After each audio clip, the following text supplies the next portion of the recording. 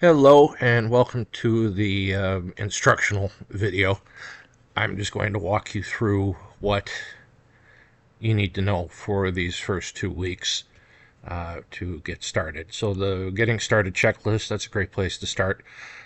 Make sure, I've said this in I think at least 3 different videos, but it bears repeating, that you have this book. You need this book. You must have this book.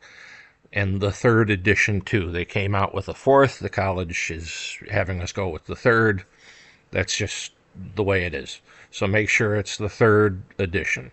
All right. Find a copy through Amazon, the bookstore at Richland, wherever you can get it. You need to have the textbook. We're going to read every single word. All right. Discussion requirements we'll get to. Add a profile picture if you don't mind. I'd like to see who you are.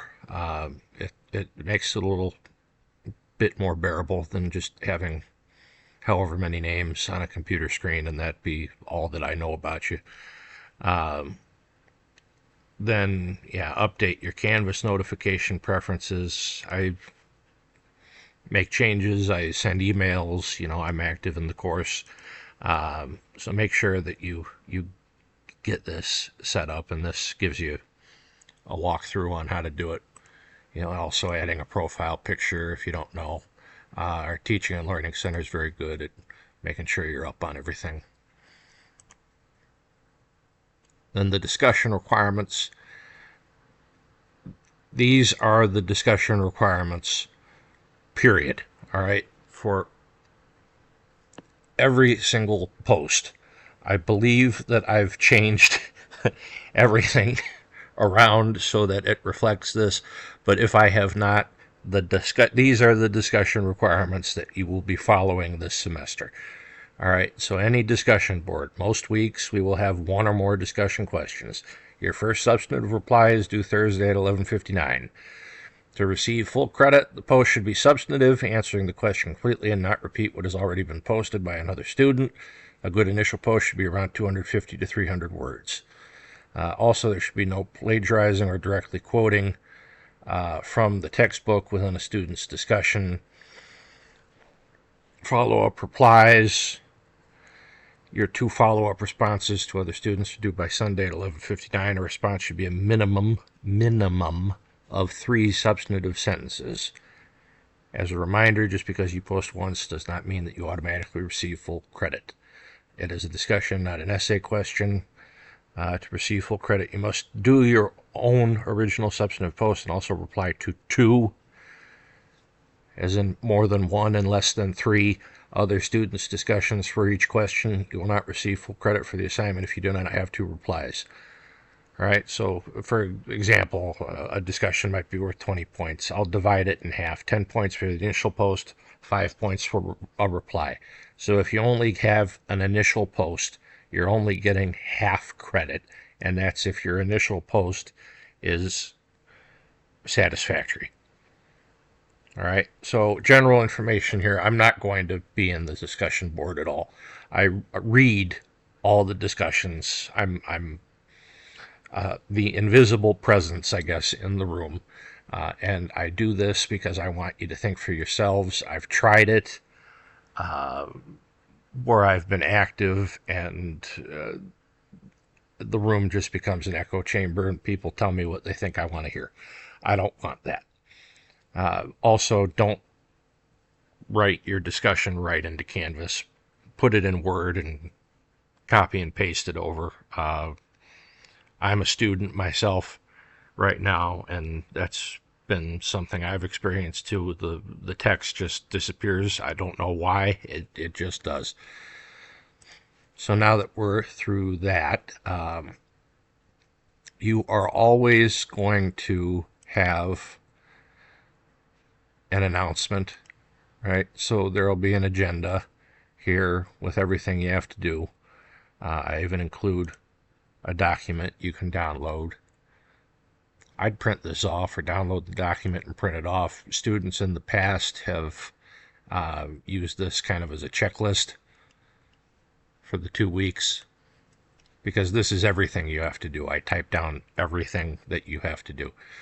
So you'll have that. I put it up again right here.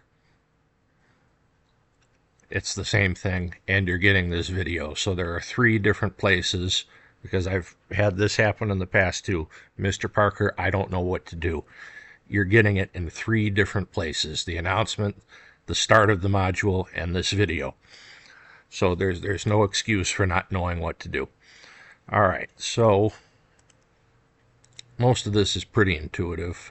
You should have the textbook. Again, here's the course syllabus. I'm not going to rehash it because I do that I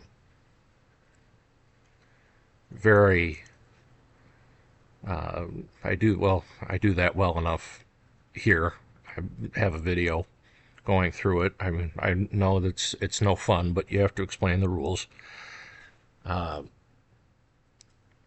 Just a note here.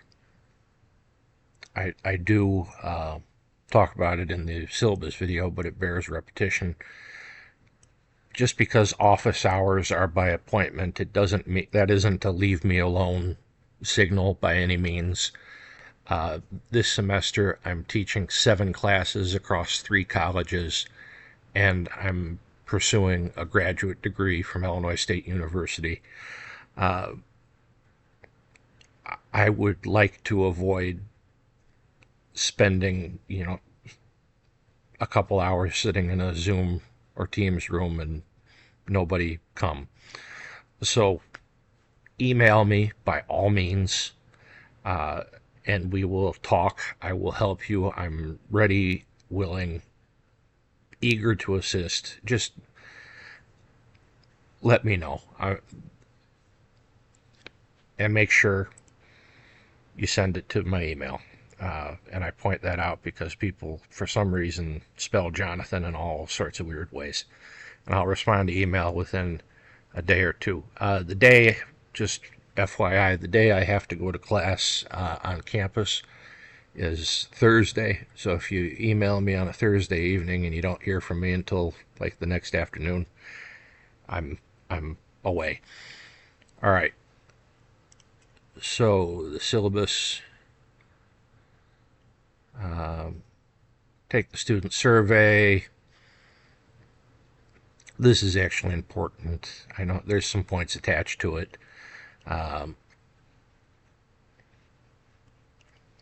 it gives me a little bit of information that I need to know. Introduce yourself. It's standard. Introduce yourself. Chapter 1 in the textbook, the publisher very helpfully provides a slide show. This is me walking you through the slideshow. I'm not going to lecture on the book chapter word for word. I'll leave that to you, but I do intend on giving you kind of a walkthrough, however long that might be, of the chapter PowerPoints from the publisher. Crash course, why politics matter. This is a direct test on Dooley, your textbook. All right. There's no time limit on it at all. Again, I'm not trying to get you. This is publisher material.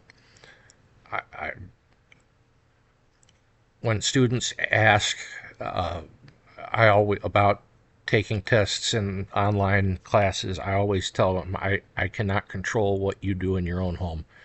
So if you have your textbook out in front of you or on the split screen, I don't know if you'll have a paper copy or an online copy. Go through it. This is a longer one. This is about as long as it gets, chapter 1. But please don't put it off, and please also remember you only get 1 attempt at this, so you have to take it in 1 sitting, because if you exit out of it, Canvas isn't going to let you back in. Then there's a vocabulary quiz. These should be the world's easiest points. I mean, honestly, please just have the book open, and it's going to give you, I forget exactly how I did it. Yeah, anarchism, 4 choices. Okay, what was the Arab Spring? 4 choices. Authoritarianism. It's a 100-level course. I'm treating it as though nobody has any prior knowledge of anything. So these are just terms that I thought that were important, ideas that I thought you bear some repetition. A short writing assignment. Then this class is kind of a conglomeration of all the subfields of political science, and one of them is comparative politics. So this is not in your textbook, and this bit, it's something I adapted from when I teach comparative politics for this class for 100 level. At least that was my intention, and quiz and a writing assignment. And that should be enough to get you through 2 weeks. And if you have any questions, again, please email me. I will be regularly checking email. I will be regularly checking in on this page. My preference is for you to email my Richland account rather than send me a message on here, although I'll be checking both. That's just my preference. Other than that, I think I've got everything, although I'm sure I've forgotten 1 or 2 things. So if you have any questions, feel free to reach out. Have a great couple weeks, and I look forward to an interesting semester.